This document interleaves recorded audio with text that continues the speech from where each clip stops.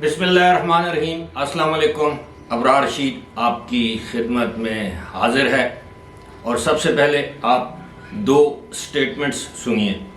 उधर एक पाकिस्तान में अमरीकी एम्बेसडर बैठा हुआ है, कहता पाकिस्तानी है, उसका नाम है हुसैन हक्कानी। उसको वो एक खत देता है अमरीकनों को ये कहने के लिए, उनको खत देता है अमरीकनों को कि खुदा के वास्ते मुझे पाकिस्तानी फौज से बचा लो।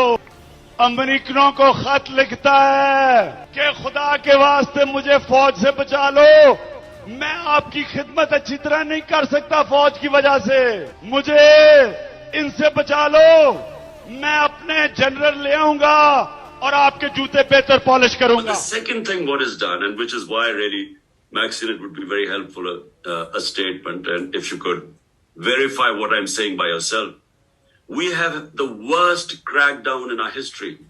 No democratic party has ever had such violation of the fundamental rights.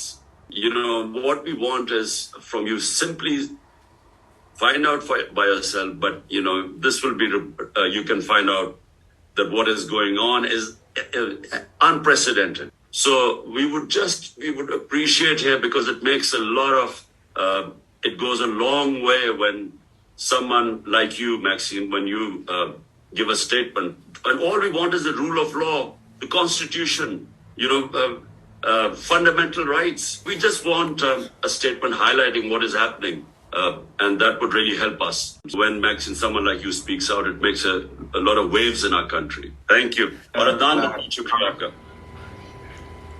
ये दोनों स्टेटमेंट्स इमरान खान की हैं और इसके साथ साथ मैं आपको ये बताता चलूँ कि एक इंतहाई अहम खबर है और एक बहुत बड़ी कार्रवाई शुरू हो चुकी है, और कार्रवाई का आगाज़ किसी आम शख्स से नहीं बल्कि एक लेफ्टिनेंट जनरल से शुरू किया गया है या इसका आगाज़ किया गया है।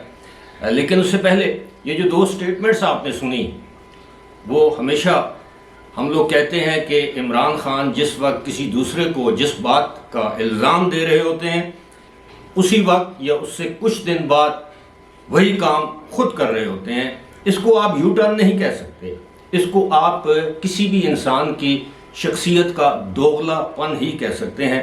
पहली स्टेटमेंट में वो हुसैन हक्कानी को ताना दे रहे हैं कि वो अमरीकियों को उसने ख़त लिखा है पाक फ़ौज के ख़िलाफ़, पाकिस्तानी इस्टेब्लिशमेंट के ख़िलाफ़, और वो अपनी मर्ज़ी का जर्नैल लाना चाहता है ताकि वो उसके जूते बेहतर तरीके से पॉलिश कर सके वगैरह वगैरह। यानी कि अमरीकियों से उसने एक ख़त के ज़रिए मदद मांगी है, जो कि एक मुबैना ख़त था, अगर आपको याद हो तो, मेमोगेट स्कैंडल जिसे कहते हैं।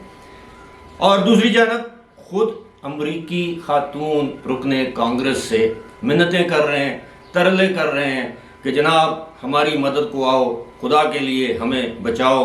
और आपको ये बताता चलूँ कि ये इसके पीछे जो, मैं इसका पस मंज़र बयान कर देता हूँ, इसके पीछे जो लॉबी है, चंद दिन पहले मैंने एक वीडियो बनाई थी जिसमें मैंने आपको बताया था कि रॉथस्चाइल्ड एक यहूदी फैमिली है, बड़ी मालदार फैमिली है, जिसकी रिश्तेदारी है गोल्डस्मिथ्स के साथ, और उनकी बहुत बड़ी लॉबी है अमेरिका में। इसी तरह पाकिस्तान में एक कम्युनिटी जिसको 1973 के आइन में गैर मुस्लिम करार दिया गया था, उस कम्युनिटी के लोगों की अक्सरियत भी इस वक्त अमेरिका में इमरान खान के हक़ में सरगर्म अमल है, और इसकी सरबराही एक मारूफ गुलकार कर रहे हैं। और वही ये सब कुछ जो अमरीकी कांग्रेसमैन जो ख़त लिख रहे हैं वगैरह वगैरह, ये सारी चीज़ें जो हैं इसके ताने बाने उसी लॉबी से मिलते हैं कि किसी न किसी तरीके से इमरान खान को बचाया जाए। अब बात करते हैं जनाब बहुत बड़ी कार्रवाई की। जी हाँ, गुज़श्ता रोज़ army chief general Asim Munir ने लाहौर का दौरा किया।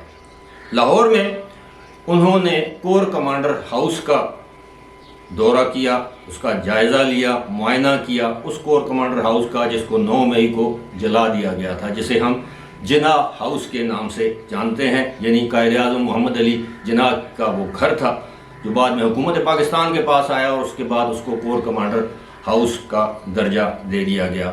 وہاں کا دورہ کیا. اس کے بعد انہوں نے سروسز اسپتال کا دورہ کیا جہاں پر انہوں نے عیادت کی اس DIG کی جو اس سارے معاملے میں زخمی ہوا تھا. اس کے علاوہ انہوں نے قربان لائنز جو کہ پولیس لائنز ہیں وہاں کا دورہ کیا, پولیس کے جوانوں سے خطاب کیا, لاہور کور ہیڈ کوارٹر کا دورہ کیا, وہاں خطاب کیا. اصل بات یہ ہے کہ اپنے خطاب میں انہوں نے کہا, انکشاف کیا کہ جناب آرمی ایکٹ کے تحت کارروائی شروع ہو چکی ہے ان تمام شر پسندوں کے خلاف, دہشت گردوں کے خلاف جنہوں نے فوجی یا ملٹری تنصیبات پر حملے کیے تھے 9 مئی کو, اور جن کا تعلق مختلف گروپوں سے ہے. اس میں تحریک طالبان پاکستان کے لوگ بھی ہیں, پاکستان تحریک انصاف کے رہنما بھی ہیں, سپورٹرز بھی ہیں, کارکن بھی ہیں. اور اس موقع پر آرمی چیف نے جو عام بات کی وہ یہ تھی کہ اس ملٹری کورٹس میں یا آرمی ایکٹ کے تحت جو کارروائی کی جا رہی ہے یہ ان تمام لوگوں کے خلاف کارروائی کی جا رہی ہے جو کہ گرفتار ہیں, جنہوں نے حملے میں حصہ لیا, جنہوں نے حملے میں سہولت کاری کی, جنہوں نے حملے کے لیے اکسایا, یعنی پرپیٹریٹرز, ابیٹرز اینڈ فیسیلیٹیٹرز. اس کا مطلب یہ ہوا کہ اب عمران خان کے گرد جو گھیرا ہے وہ تنگ ہی نہیں بلکہ تنگ ترین جسے آپ کہہ سکتے ہیں وہ ہوتا جا رہا ہے. کیسے؟ جسے کہتے ہیں نا کہ نوز اراؤنڈ یور نیک, وہ جب کسی کو پھانسی لگائی جاتی ہے تو وہ جو پھندا ہے جب لگا کے اس کو جب ٹائٹ کیا جاتا ہے تو اب صورتحال اس نہج تک پہنچ چکی ہے. اور یہی وجہ ہے کہ اب عمران خان جو ہیں وہ حربہ آزما رہے ہیں کہ کسی نہ کسی طرح سے انہیں معافی مل جائے, ان کو NRO مل جائے, لیکن ایسا ہونے والا نہیں ہے. آرمی چیف نے 1 سے زائد مرتبہ یعنی مختلف وہ گیرزن کے کور ہیڈ کوارٹرز کے مختلف فوجی جو ہوتی ہیں چھاونیاں ہوتی ہیں ان کے دورے کر رہے ہیں اور وہاں پر جوانوں کو یہ بتا رہے ہیں کہ جناب یہ جو 9 مئی کا واقعہ ہے اس کو ہم بھلا نہیں سکتے اور اس واقعے میں ملوث تمام افراد کو کیفر کردار تک پہنچا کر ہی دم لیں گے. پاک فوج اور عوام کے درمیان جو خلیج پیدا کرنے کی کوشش کی گئی ہے اس سازش کو ناکام بنائیں گے. اس میں انہوں نے کہا کہ کوئی شک نہیں کہ بیرونی ہاتھ ملوث ہے لیکن سہولت کار پاکستان کے اندر موجود ہیں, اس کو پایہ تکمیل تک پہنچانے والے پاکستان کے اندر موجود ہے. اور انہوں نے ایک مخصوص سیاسی گروہ کا ذکر بھی کیا اور سیاسی گروہ آپ سب جانتے ہیں وہ کون سا سیاسی گروہ تھا جو 9 مئی کے واقعات میں ملوث تھا. یہی وجہ ہے کہ جب بار بار ہم یہ کہتے ہیں کہ جناب اب PTI ٹوٹ رہی ہے تو کل ہمارے ایک ویور ہیں انہوں نے کامنٹ کیا کہ چڑیاں کا چمبا, اور میں نے اس کا جواب یہ دیا کہ پہنچی وہیں پہ خاک جہاں کا خمیر تھا.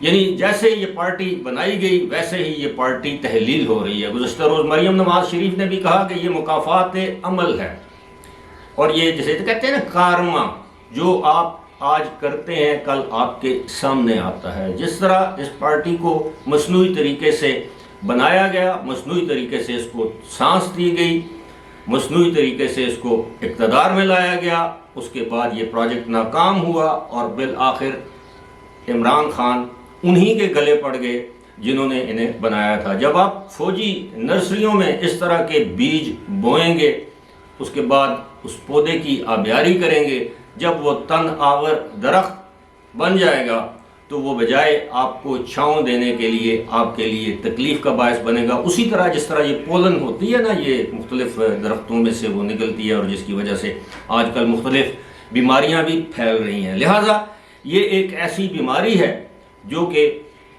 اسٹیبلشمنٹ نے خود پیدا کی, یہ ایک ایسا وائرس ہے جو اس لیب میں اسٹیبلشمنٹ نے پیدا کیا اور آج اسی وائرس کا شکار اسٹیبلشمنٹ ہی نہیں بلکہ پوری ریاست پاکستان پاکستانی قوم ہے.